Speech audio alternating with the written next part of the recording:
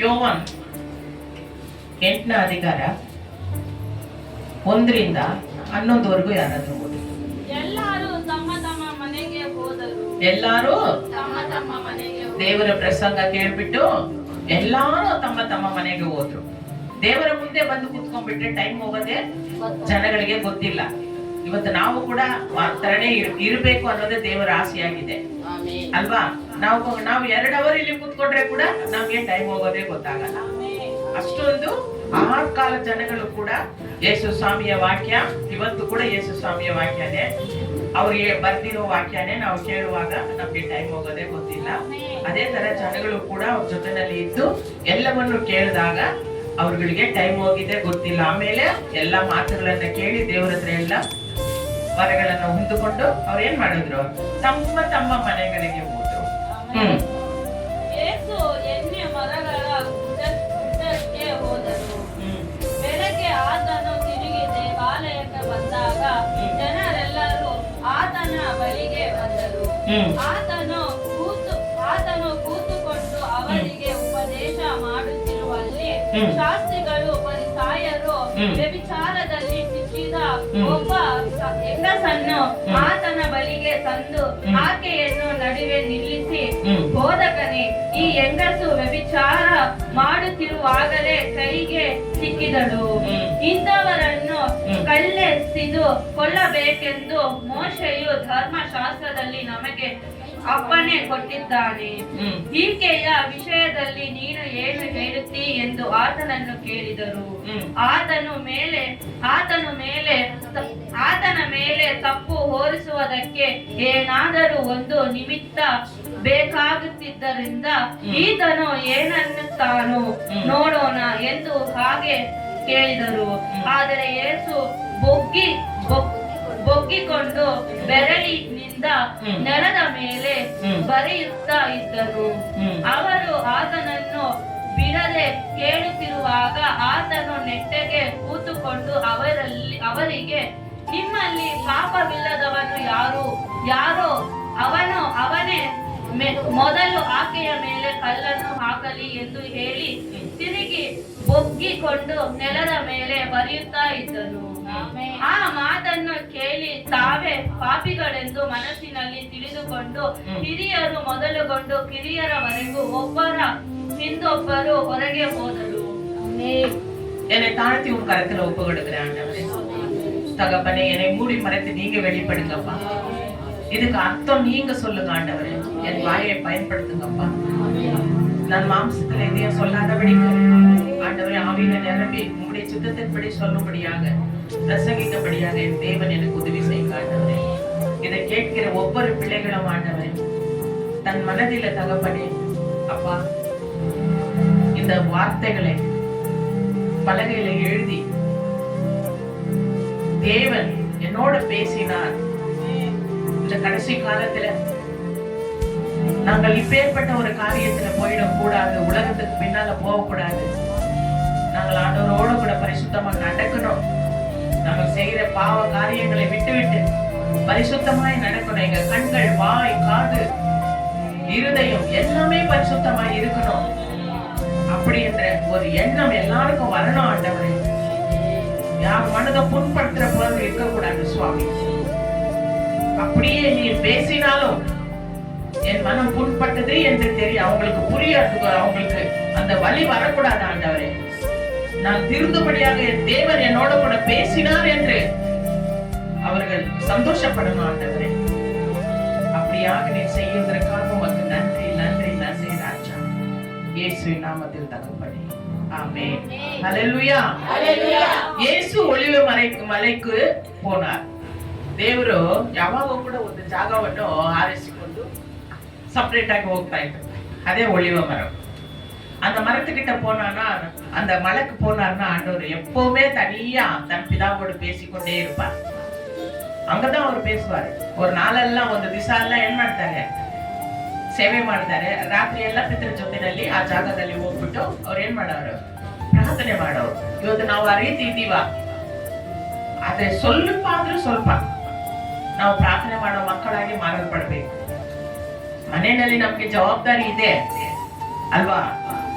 ಆ ಜವಾಬ್ದಾರಿ ಇದ್ರೆ ಕೂಡ ಅದರಲ್ಲಿ ದೇವರನ್ನ ನಾವು ಹುಡುಕ್ತೀವ ಅನ್ನೋದನ್ನ ದೇವರು ನೋಡೋದು. ಅದರಲ್ಲಿ ಹುಡುಕ್ತೀವ, ಕಷ್ಟದಲ್ಲಿ ಹುಡುಕ್ತೀವ ನಾವು ದೇವ್ರನ್ನ, ಅದೇ ದೇವ್ರು ನೋಡೋದು. ಅವಾಗ ನಾವೇನ್ ಮಾಡ್ಬೇಕು? ದೇವರ ಇಷ್ಟ ಏನು? ಕೂತ್ಕೊಮ್ಮ, ಸುಮ್ಗೆ ಕೂತ್ಕೊ. ದೇವರ ಇಷ್ಟ ಏನು ಅದನ್ನ ನಾವು ಅರಿತು ನಡೆದ್ರೆ ಖಂಡಿತವಾಗಿ ನಾವು ದೇವರಿಗೆ ಪ್ರಿಯವಾದ ಮಕ್ಕಳಾಗಿರ್ತೀವಿ. ದೇವರಿಗೆ ಇಷ್ಟ ಇಲ್ಲದ ಕಾರ್ಯಗಳು ಮಾಡಿದ್ರೆ ನಾವು ದೇವರಿಗೆ ಇಷ್ಟ ಇಲ್ಲದ ಮಕ್ಕಳಾಗೇ ಇರ್ತೀವಿ. ಅದರಿಂದ ನಾವು ಯಾವಾಗೂ ಕೂಡ ಯೇಸು ಸ್ವಾಮಿ ಯಾವ ತರ ಹಗಲೆಲ್ಲ ಸೇವೆ ಮಾಡಿದ್ರು, ರಾತ್ರಿ ಎಲ್ಲ ಪಿತನ ಜೊತೆಯಲ್ಲಿ ಪ್ರೇಯರ್ ಮಾಡಿದ್ರು, ಮಾತಾಡಿದ್ರು, ಅದೇ ತರ ನಾವು ಕೂಡ ಸಮಯ ಸಿಕ್ಕದಾಗಲ್ಲ ನಮ್ಮ ಯೇಸು ಸ್ವಾಮಿ ಹತ್ರ ಮಾತಾಡ್ಬೇಕು. ಮಗಳ ಅಪ್ಪ ಅಂತ ಕರಿಬೇಕಂತ ಆಸೆ ಆಯ್ತು ಅಂತ ಬರೀ ಪ್ರೇಯರ್ ಟೈಮ್ ಅಲ್ಲಿ ಮಾತ್ರ ಅಪ್ಪ ಅಂತ ಕರೆಯೋದಿಲ್ಲ. ಎಲ್ಲಾ ಟೈಮಲ್ಲಿ, ಎನಿ ಟೈಮ್, ಯಾವಾಗ್ಲೂ ಅಪ್ಪ ಅಪ್ಪ ಅಪ್ಪ ಅಂತ ಹೇಳ್ತಾನೆ ಇರ್ಬೇಕು. ನಮ್ಗೆ ಪ್ರೀತಿಯಾದ ತಂದೆ ನಮ್ಗೆ ಏನ್ ಬೇಕು ಎಲ್ಲ ಇಸ್ಕೊಂಡ್ ಬಂದ್ ಕೊಡ್ತಾರೆ ಅಲ್ವಾ? ಕೆಲ್ಸಕ್ಕೆ ಹೋಗುವಾಗ ಹೋಗ್ಬಿಟ್ಟು ಸಾಯಂಕಾಲ ಬರುವಾಗ ನಮ್ಗೆ ಏನ್ ಬೇಕೋ ಅದನ್ನೆಲ್ಲ ತಗೊಂಡ್ ಬಂದ್ ಕೊಡ್ತಾರೆ. ಲೋಕದ ತಂದೆನೇ ಆ ರೀತಿ ಇರುವಾಗ ಪರಲೋಕ ತಂದೆ ಯಾವ ತರ ಇರ್ತಾರೆ ಸ್ವಲ್ಪ ಯೋಚನೆ ಮಾಡಿ ನೋಡ್ರಿ. ಅಂತ ತಂದೆ ಮೇಲೆ ನಾವು ಎಷ್ಟು ಪ್ರಾಣ ಇಡ್ಬೇಕು? ಯಾಕೆ ಅವ್ರ ಮೇಲೆ ಪ್ರಾಣ ಇಡ್ಬೇಕು? ಅವ್ರು ಯಾರು? ನಮಗಾಗಿ ರಕ್ತ ಸುರಿಸಿ ಜೀವ ಕೊಟ್ಟ ದೇವರು. ಅವ್ರ ಮೇಲೆ ಆಗುತ್ತೆ ಆಗುತ್ತೆ ಇದಾಗುತ್ತೆ ಹಂಗಿರ್ಬಾರ್ದು. ನಾನು ಒಂದು ಟೈಮಲ್ಲಿ ನಮ್ಮ ಯಜಮಾನ್ರೆ ತೀರ್ಕೊಂಡಾಗ ತುಂಬಾ ಪ್ರಾಬ್ಲಮ್ಗಳು ಬಂದ್ಬಿಡ್ತು. ಆ ಪ್ರಾಬ್ಲಮ್ಗಳು ಬಂದಾಗ ತುಂಬಾ ನಾನು ಸೋತೋಗ್ಬಿಟ್ಟೆ, ನೊಂದೋಗ್ಬಿಟ್ಟೆ. ನನ್ಗೆ ಸೇವೆ ಮಾಡಕ್ಕೆ ಇಂಟ್ರೆಸ್ಟ್ ಇಲ್ದ್ರೆ ಆಗ್ಬಿಡ್ತು. ಮನೆಯಲ್ಲಿ ಕೂಡ ಇಂಟ್ರೆಸ್ಟ್ ಆಗಿ ನಾನು ಏನ್ ಕೆಲಸನೂ ಮಾಡ್ತಾ ಇರ್ಲಿಲ್ಲ. ನಾನೇ ಒಂಥರ ಸೋತೋದಂಗೆ, ಏನೋ ಒಂಥರ ಉತ್ಸಾಹ ಇಲ್ದ್ರೆ ಆ ರೀತಿ ಇದ್ದೆ. ಆದ್ರೆ ನಮ್ಮ ಮಗಳೇ ನನ್ಗೆ ಯಾವಾಗ್ಲೂ ಕೂಡ ಧೈರ್ಯ ಕೊಡೋಳು. ಹಿಂಗಿಲ್ಲ ಮಮ್ಮಿ, ಹಿಂಗೆ ನೀವ್ ಹಿಂಗೆ ಇದ್ರೆ ಹಿಂಗೆ, ನಿಮ್ಗೆ ಅಂತ ಒಂದು ಜವಾಬ್ದಾರಿ ದೇವ್ರು ಕೊಟ್ಟಿದ್ದಾರೆ, ನಿಮ್ಗೆ ಅಂತ ಒಂದು ಸಭೆ ಕೊಟ್ಟಿದ್ದಾರೆ, ನಿಮ್ಗಂತ ಸ್ವಲ್ಪ ಆತ್ಮಗಳನ್ನ ಕೊಟ್ಟಿದ್ದಾರೆ, ನೀವು ಹೀಗೆ ಇದ್ರೆ ಹೆಂಗೆ ಅಂತ ಅವಳು ಧೈರ್ಯ ಕೊಟ್ಟು ಕೊಟ್ಟು ಕೊಟ್ಟು ಈಗ ಸ್ವಲ್ಪ ಎಷ್ಟೋ ನಾನು ಪರವಾಗಿಲ್ಲ. ಅವಳ ಮೂಲಕವಾಗಿ ದೇವರು ನನ್ನ ಜೊತೆನಲ್ಲಿ ಮಾತಾಡಿ ನನಗೆ ಧೈರ್ಯ ಕೊಟ್ಟು ಉತ್ಸಾಹ ಕೊಟ್ಟಿದ್ದ ದೇವರಿಗೆ ನಾನು ಸ್ತೋತ್ರ ಹೇಳ್ತೀನಿ. ಅಂತ ಒಳ್ಳೆ ದೇವರಲ್ಲಿರೋ ಮಗಳನ್ನ ಕೊಟ್ಟಿದ್ದಕ್ಕಾಗಿ, ದೇವರಲ್ಲಿರೋ ಆತ್ಮಿಕ ಮಕ್ಕಳನ್ನ ಕೊಟ್ಟಿದ್ದಕ್ಕಾಗಿ ಕೂಡ ನಾನು ದೇವರಿಗೆ ಸ್ತೋತ್ರ ಹೇಳ್ತೀನಿ, ಥ್ಯಾಂಕ್ಸ್ ಹೇಳ್ತೀನಿ. ನೀವು ಕೂಡ ಅಷ್ಟೇ. ಏನು ಅಮ್ಮ ನನಗೆ ನಮ್ಮನ್ನ ಯಾರನ್ನ ಏನು ಹೇಳಲೇ ಇಲ್ಲ ಅಂತ ಅನ್ಕೊಳ್ತೀರಾ? ಖಂಡಿತವಾಗಿ ಇಲ್ಲ. ನೀವು ಕೂಡ ನಾನು ಬರ್ದಿರ ಇರುವಾಗ ಎಷ್ಟೋ ಅಡ್ಜಸ್ಟ್ಮೆಂಟ್ ಮಾಡಿ ನೀವೆಲ್ಲ ಸೇರಿ ಪ್ರಾರ್ಥನೆ ಮಾಡಿದ್ದೀರಾ. ಅದು ಮಾತ್ರ ಅಲ್ಲ, ಈ ಸಭೆಯಲ್ಲಿ ಏನ್ ಬೇಕೋ ಅದನ್ನೆಲ್ಲ ಕೂಡ ನೀವೆಲ್ಲ ಎಷ್ಟೋ ಸೇವೆ ಮಾಡ್ತಾ ಇದ್ದೀರಾ. ಖಂಡಿತವಾಗಿ ನಾನು ಅದನ್ನೆಲ್ಲ ಮರ್ತಿಲ್ಲ, ಖಂಡಿತವಾಗಿ ನಾನು ಮರೆಯೋದೂ ಇಲ್ಲ. ನಾನು ಎಲ್ಲರ ಹತ್ರನೂ ಅದೇ ಹೇಳ್ಕೊಳ್ಳೋದು, ಇಂಥವ್ರು ಇಂಥ ಕೆಲಸ ಮಾಡ್ತಾ ಇದ್ದಾರೆ ನಮ್ಮ ಸಭೆಯಲ್ಲಿ. ನಾನು ಏನು ಮಾಡ್ತಾ ಇದ್ದೀನಿ, ಭಾನುವಾರ ಒಂದು ದಿವಸ ಹೋಗಿ ನಿಂತ್ಕೊಂಡು ನಾನು ಪ್ರೇಯರ್ ಮಾಡ್ಬಿಟ್ಟು ಬರ್ತೀನಿ, ಮಿಕ್ಕಿದ ಎಲ್ಲ ಕೆಲಸ ಕೂಡ ನನ್ನ ಆತ್ಮಿಕ ಮಕ್ಕಳೇ ಮಾಡ್ತಾ ಇದ್ದಾರೆ ಅಂತ. ಅದರಿಂದ ನಿಮ್ಮನ್ನೆಲ್ಲ ದೇವರು ಚೆನ್ನಾಗಿ ಆಶೀರ್ವದಿಸ್ಲಿ, ನನ್ನ ಮಕ್ಕಳನ್ನ ಕೂಡ ದೇವರು ಚೆನ್ನಾಗಿ ಆಶೀರ್ವದಿಸ್ಲಿ ಅಂತ ದೇವರನ್ನ ನಾನು ಬೇಡ್ಕೊಳ್ತೀನಿ. ಖಂಡಿತವಾಗಿ ಈ ಕೊನೆ ಕಾಲದಲ್ಲಿ ನಾವು ನಮ್ಗೆ ಯಾರು ಒಳ್ಳೇದು ಮಾಡಿದ್ದಾರೆ ಅವ್ರನ್ನ ನಾವು ತಿಳ್ಕೊಳ್ಳೇಬೇಕು. ಎಲ್ಲದಕ್ಕಿಂತ ದೊಡ್ಡದಾಗಿ ದೇವರನ್ನ ತಿಳಿಯಬೇಕು. ಯಾಕಂದ್ರೆ ನಮಗಾಗಿ ಮನುಷ್ಯರು ಯಾರೋ ಪ್ರಾಣ ಕೊಟ್ಟಿಲ್ಲ, ಯೇಸು ಸ್ವಾಮಿನೇ ಪ್ರಾಣ ಕೊಟ್ಟಿದ್ದಾರೆ. ಅವರೇ ಪರಲೋಕ ಕರ್ಕೊಂಡೋಗೋ ಒಳ್ಳೆ ದೇವರಾಗಿದ್ದಾರೆ. ಅದರಿಂದ ಅವ್ರನ್ನ ಬಿಟ್ಟು ನಾವು ಯಾರನ್ನೂ ಹಿಂಬಾಲಿಸಬಾರ್ದು. ದೊಡ್ಡವ್ರು ಚಿಕ್ಕವರಿಗೆ ಮರ್ಯಾದೆ ಕೊಡಬೇಕು. ಅವ್ರು ಹೇಳಿದಂತೆ ಒಳ್ಳೇದು ಹೇಳಿದ್ರೆ ನಡಿಬೇಕು, ಕೆಟ್ಟದ್ದು ಹೇಳಿದ್ರೆ ನಡಿಬಾರ್ದು. ಯಾಕಂದ್ರೆ ದೊಡ್ಡವರು ಕೆಟ್ಟದ್ದು ಹೇಳಿದ್ರೆ ನಡಿಬೋದು ಅಂತ ಇರಬಾರ್ದು. ಕೆಟ್ಟದ್ದು ಹೇಳಿದ್ರೆ ನಡಿಬಾರ್ದು, ಒಳ್ಳೇದು ಹೇಳಿದ್ರೆ ನಾವು ನಡಿದ್ರೆ ಏನ್ ತಪ್ಪಿಲ್ಲ. ಆದ್ರಿಂದ ಫಸ್ಟ್ ಯೇಸು ಸ್ವಾಮಿಗೆ ನಾವು ಸ್ಥಾನ ಕೊಡೋಣ. ಅವ್ರು ಏನ್ ಹೇಳಿದಾರೋ ಅದರಂತೆ ನಾವು ನಡೆಯುವಾಗ ಪರಲೋಕ ರಾಜ್ಯ, ನಾವು ಇಲ್ಲಿ ಕಣ್ಣು ಮುಚ್ಚಿದ್ರೆ ಪರಲೋಕದಲ್ಲಿ ಕಣ್ಣು ತೆಗಿತೀವಿ ಅಲ್ವಾ? ಆತರ ನಾವು ಇಲ್ಲಿ ಇರುವಾಗ ನಡ್ಕೋಬೇಕು. ಸರಿ, ಇಲ್ಲಿ ಏನಕ್ಕೆ ನಾನು ಇಷ್ಟೆಲ್ಲ ಹೇಳ್ತಾ ಇದ್ದೀನಿ ಅಂತ ಅಂದ್ರೆ, ಇಲ್ಲಿ ದೇವರು ಈ ಲೋಕದಲ್ಲಿ ಇರುವಾಗ ಯಾವ ತರ ನಡ್ಕೊಂಡ್ರು. ನಾವಿವತ್ತು ಅಪ್ಪ ಅಪ್ಪ ಏಸಪ್ಪ ಅಂತ ನಾವು ಹಾಡು ಹೇಳ್ತೀವಿ, ನೀವೇ ನನ್ನ ಸರ್ವಸ್ವ ಅಂತ ಹಾಡು ಹೇಳ್ತೀವಿ. ಆದ್ರೆ ಈ ಲೋಕದಲ್ಲಿ ಯೇಸು ಸ್ವಾಮಿ ಇರುವಾಗ 3.5 ವರ್ಷ ಅವರು ಸೇವೆ ಮಾಡಿದ್ರು ಅಲ್ವಾ? ಆ 3.5 ವರ್ಷದಲ್ಲಿ ಅವರು ಎಷ್ಟು ಕಷ್ಟಪಟ್ರು, ಎಷ್ಟು ಪಾಡುಗಳು ಪಟ್ರು, ಯಾವ ತರ ನಡ್ಕೊಂಡ್ರು, ಯಾವ ತರ ಪಿತನ ಜೊತೆನಲ್ಲಿ ಇದ್ರು. ಪ್ರಾಣ ಬಿಡಬೇಕಾದ್ರೆ ಕೂಡ ಪಿತನ ಮುಖವನ್ನು ಹುಡುಕ್ತಾರೆ ಅಲ್ವಾ? ಅದೇ ತರನೇ ನಾವು ಕೂಡ ಪ್ರತಿಯೊಂದು ದಿವಸ ಕೂಡ ನಾವು ಯೇಸು ಸ್ವಾಮಿ ಮುಖವನ್ನೇ ಹುಡುಕ್ಬೇಕು. ಅವ್ರ ಮುಖ ನೋಡಿದ್ರೇನೆ ನಮ್ಗೆ ಸಂತೋಷ. ಯೇಸಪ್ಪ ಅಂದಾಗ ನಮ್ಗೆ ಹೃದಯದಲ್ಲಿ ಒಂದು ಸಂತೋಷ, ಒಂದು ಸಮಾಧಾನ. ನಮ್ಮ ಸಭೆಯಲ್ಲಿ ಜನ ಕಡಿಮೆ ಇರ್ಬೋದು, ಆದ್ರೆ ಕೊಡೋದು ಬಿಡೋದು ದೇವ್ರ ಕೈನಲ್ಲಿದೆ. ಆತ್ಮಗಳನ್ನ ಅವ್ರು ಕೊಟ್ರೇನೆ, ಅವ್ರು ಕೊಟ್ಟಿಲ್ಲ ಅಂದ್ರೆ ನಾವು ಸೇರಿಸ್ಬೋದು, ಸುಳ್ಳು ಪಳ್ಳಿ ಹೇಳಿ ಸೇರಿಸ್ಕೊಬಹುದು. ಆ ತರದ್ ಬೇಡ. ದೇವ್ರು ಬರುವಾಗ 10 ಜನನೇ ನಾವು ದೇವ್ರ ಜೊತೆ ದೇವ್ರ ಹತ್ರ ಕರ್ಕೊಂಡೋಗಿ ನಿಲ್ಸಿದ್ರೆ ಕೂಡ ನಮ್ಗೆ ಜೀವ ಕಿರೀಟ ಇದೆ. ಆಮೇಲೆ ಆಮೇಲೆ ಅದಕ್ಕೆ ದೇವ್ರು ಏನ್ ಹೇಳಿದ್ದಾರೆ? ಚಿಕ್ಕ ಗುಂಪೆ ಭಯಪಡಬೇಡ, ನಾನ್ ನಿನ್ ಜೊತೆನಲ್ಲಿ ಇದ್ದೀನಿ. ದೊಡ್ಡ ಗುಂಪೆ ಭಯಪಡಬೇಡ, ನಾನ್ ನಿನ್ ಜೊತೆನಲ್ಲಿ ಇರ್ತೀನಿ ಅಂತ ಹೇಳಿದಾರ? ಇಲ್ಲ, ಚಿಕ್ಕ ಗುಂಪು. ಯಾಕಂದ್ರೆ ಚಿಕ್ಕ ಗುಂಪು ಅಂದ್ರೆ ಅನೇಕ ಜನರು ಕೇಳಿ ಕೇವಲ ಮಾಡ್ಬೋದು, ಆದ್ರೆ ದೇವರ ನೋಟದಲ್ಲಿ ಚಿಕ್ಕದು ದೊಡ್ಡದು ಅನ್ನೋದು ಯಾವುದೂ ಇಲ್ಲ. ಚಿಕ್ಕದಿದ್ರೇನು ದೊಡ್ಡದಿದ್ರೇನು ಪರಿಶುದ್ಧವಾಗಿದ್ಯಾ? ಅದೇನೆ ದೇವ್ರು ನೋಡೋದು. ದೇವರ ಕೃಪೆ ಆ ಒಂದು ಸಭೆಯಲ್ಲಿ ಇದೆಯಾ, ಅವ್ರ ಹೃದಯದಲ್ಲಿ ಇದೆಯಾ, ಅವ್ರ ಮನೆಯಲ್ಲಿ ಇದೆಯಾ, ಅವ್ರ ಪ್ರಸನ್ನದಿಂದ ತುಂಬಲ್ಪಟ್ಟಿದೆಯಾ, ಅವ್ರ ಅಭಿಷೇಕದಿಂದ ತುಂಬಲ್ಪಟ್ಟಿದೆಯಾ? ಇದೇನೆ ದೇವರು ನೋಡೋದು, ಬೇರೆ ಏನನ್ನು ನೋಡೋದಿಲ್ಲ. ನೀನ್ ಹೆಣ್ಣ ಗಂಡ ಮುದುಕನ ಮುದುಕಿನ ಚಿಕ್ಕ ಮಗುನ, ನೀನ್ ಏನ್ ಡ್ರೆಸ್ ಹಾಕೊಂಡಿದ್ಯಾ, ನೀನ್ ಏನ್ ಕಿವಿನಲ್ಲಿ ಹಾಕೊಂಡಿದ್ಯಾ, ಇದೆಲ್ಲ ದೇವ್ರು ನೋಡೋದಿಲ್ಲ. ಅದಕ್ಕಾಗಿ ನಮ್ಮ ಶರೀರ ದೇವರು ವಾಸ ಮಾಡೋ ಆಲಯವಾಗಿದೆ. ಈ ಆಲಯವನ್ನು ಕೆಡ್ಸ್ಕೊಂಡ್ಬಾರ್ದು ನಾವು.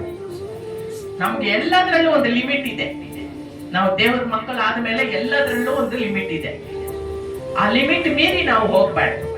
ಆ ಲಿಮಿಟ್ ನಾವು ಕಾಯ್ಕೋಬೇಕು. ಅದಕ್ಕಂತ ಕಿವಿನಲ್ಲಿ ಮೂಗ್ನಲ್ಲಿ ಏನ್ ಹಾಕಿದ್ರೇನು ಇರಂಗಿಲ್ಲ. ಇಲ್ಲ ಅಮ್ಮ ಹೇಳ್ಬಿಟ್ರು ಇನ್ನೂ ಚೆನ್ನಾಗಿ ಅಲಂಕಾರ ಮಾಡ್ಕೊಡೋಣ ಅಂತಾನು ಅದನ್ನೂ ಇಲ್ಲ. ಲೈಕ್ ನಮ್ಮದೆಲ್ಲ ಸಿಂಪಲ್ ಆಗಿರ್ಬೇಕು.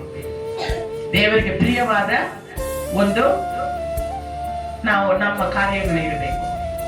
ಅಂದ್ರೆ ದೇವ್ರು ಏನ್ ಕೇಳ್ತಾರೆ? ಪರಿಶುದ್ಧ ತುಂಬಾ ಮೇಲು.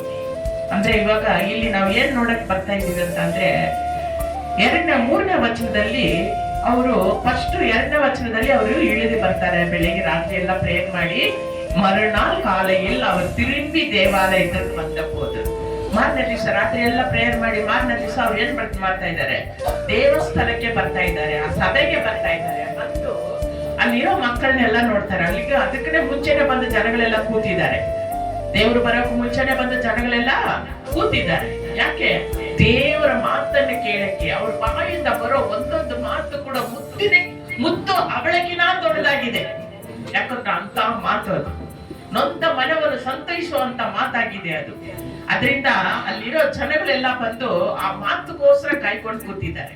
ಅವ್ರು ಏನ್ ಹೇಳ್ತಾರೆ ನೋಡೋಣ, ಕೇಳೋಣ, ಎಷ್ಟೋ ಸಂತೋಷವಾಗಿದೆ ಅವ್ರು ಹೇಳೋ ಮಾತುಗಳನ್ನ ಅಂತ ಅವ್ರು ಏನ್ ಮಾಡ್ತಾ ಇದ್ದಾರೆ? ಸಂತೋಷ ಪಟ್ಟು ಬಂದು ಕೂತಿದ್ದಾರೆ. ಅವಾಗ ಜನಗಳನ್ನೆಲ್ಲ ದೇವರು ನೋಡ್ತಾರೆ. ಉಟ್ಕಾರ್ದಿರ್ಕ್ರ ಅವರುಗಳಿಗೆ ಉಪದೇಶ பண்ணினார். ಅವಾಗ ಅವ್ರ ಜನಗಳನ್ನೆಲ್ಲ ನೋಡ್ಬಿಟ್ಟು ಎಷ್ಟು ಒಂದು ಪ್ರೀತಿಯಿಂದ ಬಂದು ಕೂತಿದ್ದಾರೆ ಅಂತ ಯೇಸು ಸ್ವಾಮಿಗೆ ಸಂತೋಷ ಆಗಿ ಅವರಿಗೆಲ್ಲ ಉಪದೇಶವನ್ನು ಮಾಡಿದ್ರು. ಮಾಡ್ತಾ ಇರ್ಬೇಕಾದ್ರೆ ಜೋರಾಗಿ ಸೌಂಡ್ ಬರ್ತಾ ಇದೆ. ಒಂದ್ 10 ಜನ 20 ಜನ ಹತ್ತಿಸ್ಕೊಂಡ್ ಓ ಅಂತ ಕಿರ್ಚ್ಕೊಂಡ್ ಬಂದ್ರೆ ಯಾವ ತರ ಸೌಂಡ್ ಬರುತ್ತೆ, ಆ ತರ ಸೌಂಡ್ ಬರುತ್ತೆ. ಅವಾಗ ಅಲ್ಲಿ ನೋಡ್ತಾ ಇದ್ದಾರೆ ಏನಂತ, அப்பொழுது விபச்சாரத்திலே கண்டுபிடிக்கப்பட்ட ஒரு ஸ்திரியை வேத பாரகர்கள் பரிசேயரும் அவரிடத்தில் கொண்டு வந்து ಅವಳை ನಡುವೆ ನಿರುತ್ತಿ ನೋಡ್ದ. ಅವಾಗ ವಿಭಚಾರ ಮಾಡೋ ಒಂದು ಹೆಂಗಸು. ಆ ಹೆಂಗಸ್ನ ಏನ್ ಮಾಡ್ತಾರೆ? ವೇದ ಪಾದಕರು ಪರಿಸೇಯರು ಅವರೆಲ್ಲ ನಾವು ಪರಿಶುದ್ಧ ಜನರು ಅನ್ನೋ ಒಂದು ಅಹಂಕಾರ ಅವ್ರಿಗೆ ಹೆಮ್ಮೆ. ಆತರ ಅವ್ರು ಅನ್ಕೊಳ್ಳೋದು, ನಾವೇ ಪರಿಶುದ್ಧ ಜಾತಿ, ನಾವೇ ಪರಿಶುದ್ಧ ಜನ ಅಂತ. ಅವಾಗ ವಿಭಚಾರ ಹೆಂಗಸ್ನ ಎಳ್ಕೊಂಡು ಬಂದ್ಬಿಟ್ಟು ಇವಳು ದೇವ್ರ ಹತ್ರ ತೋರಿಸ್ತಾ ಇದ್ದಾರೆ. ಇವಳು ವಿಭಚಾರ ಮಾಡುವಾಗ ಕೈ ಕಾಲುವಾಗಿ ಇವಳನ್ನ ನಾವು ಹಿಡ್ದಿದೀವಿ ಅಂತ. ಆ ರೀತಿ ಹಂಗ ಅಂತ ಅಂದ್ಬಿಟ್ಟು ನೋಡ್ರಿ, இப்படி பட்டவர்களை கல்லெறிந்து கொள்ள வேண்டும் என்று ಮೋಸೆ ನಿಯಮಿಸಿದ್ರು. ಅವಾಗ ಅವ್ರು ಏನ್ ಹೇಳ್ತಾ ಇದ್ದಾರೆ? ಈ ತರ ಕೈ ಕಾಲುವಾಗಿ ಹಿಡ್ದಿರೋ ವಿಭಚಾರದಲ್ಲಿರೋ ಹೆಂಗಸನ ಮೋಸೆ ಏನ್ ಹೇಳಿದ್ದಾರೆ? ಕಲ್ಲಲ್ಲೇ ಹೊಡೆದಿ, ಎಲ್ಲಾರ ಕಲ್ಲೆತ್ತು ಹೊಡಿತಾನೆ ಇರ್ಬೇಕು ಅವಳು ಸಾಯೋವರೆಗೂ. ಅವಳು ಸೆತ್ತ ಮೇಲೆ ಕಲ್ಲು ಹೊಡೆಯೋದು ನಿಲ್ಲಿಸ್ಬಿಡ್ಬೇಕು. ಆ ರೀತಿ ಒಂದು ಆಗಿನ ಕಾಲದಲ್ಲಿ ಕಟ್ಟಲೆ ಮೋಸೆ ಕೊಟ್ಟಿದ್ರು ಅಂತೆ. ನೋಡ್ರಿ, ಮೋಸೆ ಕೊಟ್ಟಿದ್ದು ಕಟ್ಟಳೆಗಳನ್ನ ಅವನು ಏನ್ ಮಾಡ್ತಾ ಇದ್ದಾನೆ, ಅಲ್ಲಿ ಆ ಜನರೆಲ್ಲ ಅದನ್ನೇ ಅವರೆಲ್ಲ ಹಿಂಬಾಲಿಸ್ತಾರೆ. ಆದ್ರೆ ಯೇಸು ಸ್ವಾಮಿ ಕೊಟ್ಟಿದ್ದನ್ನ ಹಿಂಬಾಲಿಸಲ್ಲ. ಇವಾಗ ಕೂಡ ಅನೇಕ ಯೂದ ಜನರು, ಪರಿಸೆಯರು, ಸಾಧುಸೆಯರು ಇವರೆಲ್ಲ ಏನ್ ಮಾಡ್ತಾರೆ, ಇವಾಗ್ಲೂ ಮೋಸೆ ಹೇಳಿದ ಪ್ರಕಾರನೇ ನಡೀತಾ ಇದ್ದಾರೆ. ಯೇಸು ಸ್ವಾಮಿ ಬಂದ ಮೇಲೆ ಅವ್ರು ಏನ್ ಹೇಳಿದ್ರು ಅದನ್ನೆಲ್ಲ ಬಿಟ್ಬಿಟ್ರು. ಏಸಪ್ಪನೇ ಹಿಂಬಾಲಿಸುವ ಮಕ್ಕಳು ಮಾತ್ರ ಏಸಪ್ಪ ಏನ್ ಹೇಳಿದ್ದಾರೆ ಅದನ್ನ ಹಿಂಬಾಲಿಸ್ತಾ ಇದ್ದಾರೆ, ಕೇಳ್ತಾ ಇದ್ದಾರೆ, ನಡೀತಾ ಇದ್ದಾರೆ. ಅದೆಲ್ಲ ಯಾರಾಗಿದ್ದಾರೆ? ನಾವಾಗೇನೆ ಇದ್ದೀವಿ. ಆಮೇಲೆ ಹಲ್ಲೆಲೂಯಾ. ಅವಾಗ ನೋಡ್ರಿ ಅಂತ ಹೇಳ್ತಾರೆ, அவர் மேல் குற்றம் சுமத்துவதற்காக காரணமாக உண்டாகும் பொருட்டு அவரை சோதிக்கும்படி இப்படி சொன்னார்கள். ಯೇಸು ಕುಣಿದು ವಿರಲಿல் ತರೆயில எழுதினார்.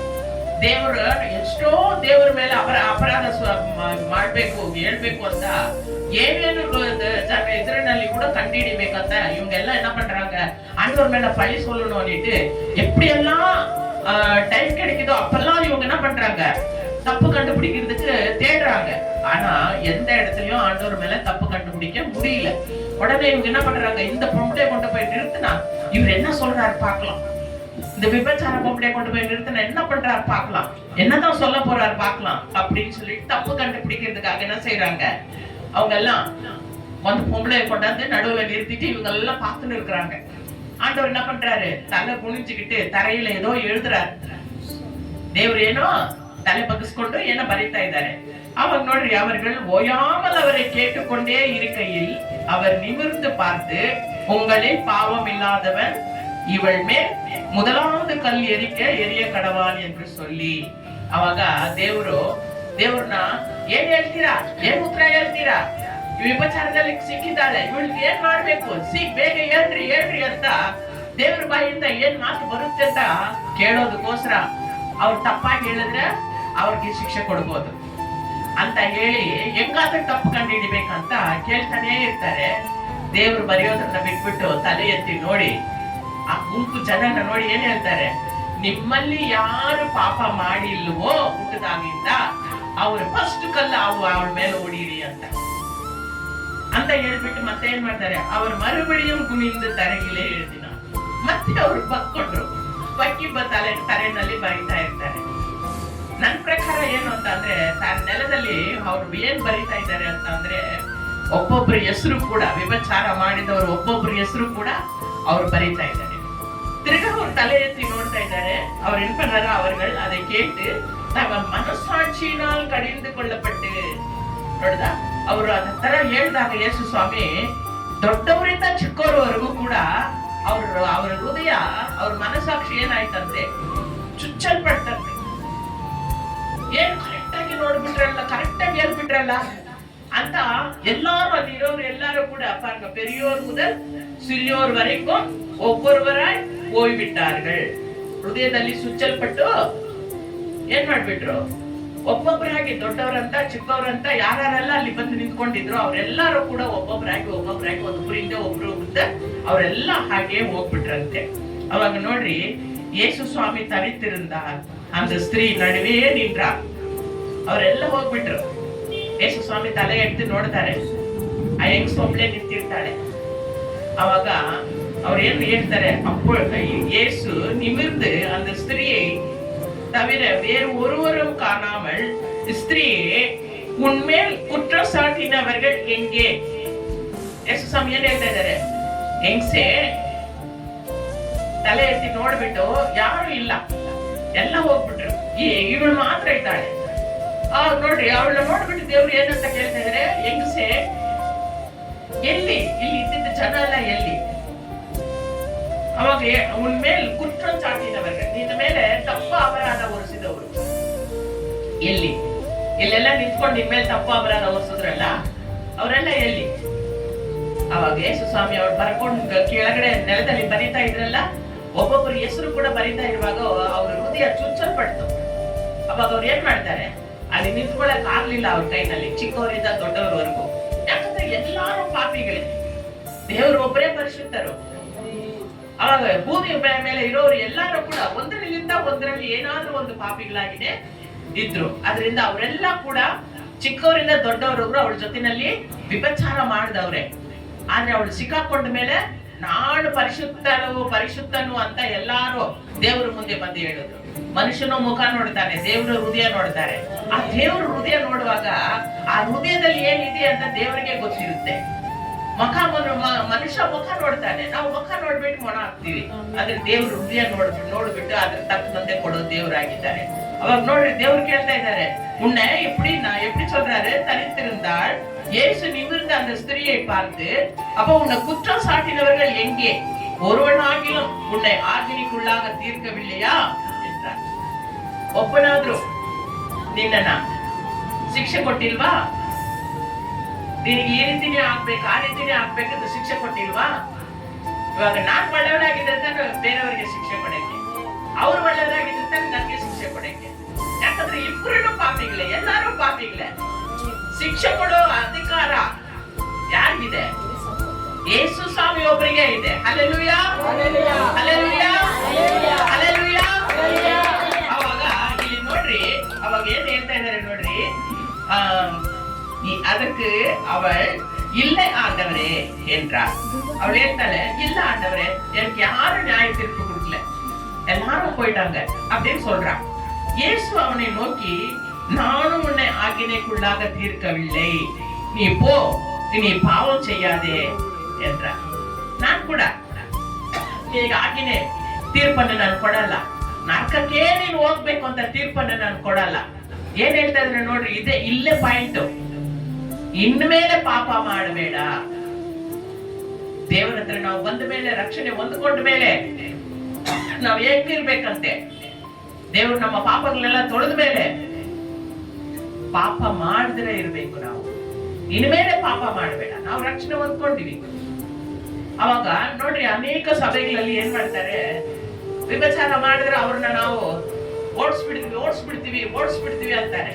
ಆದ್ರೆ ಒಂದು ಕಾಲದಲ್ಲಿ ಓಡಿಸೋ ಅಂತ ಪಾಸ್ಟ್ರೆ ಒಂದು ವಿಭಚಾರಕಾರನಾಗಿ ಇರ್ತಿರ್ತಾನೆ, ಒಂದು ರೌಡಿಯಾಗಿ ಇರ್ತಿರ್ತಾನೆ, ಒಂದು ಕೆಟ್ಟ ಕೆಲಸ ಮಾಡೋನಾಗಿ ಇರ್ತಿರ್ತಾನೆ, ವಿಗ್ರಹಕಾರನಾಗಿ ಇರ್ತಿರ್ತಾನೆ. ಆದ್ರೆ ದೇವರು ಹುಡುಕೊಂಡು ಬಂದು ಅವನಿಗೆ ಹೆಂಗ್ ರಕ್ಷಣೆ ಕೊಟ್ರು, ಅವಾಗ ಅವನು ಪರಿಶುದ್ಧನಾಗಿ ಮಾರಲ್ಪಟ್ಬಿಡ್ತಾನೆ.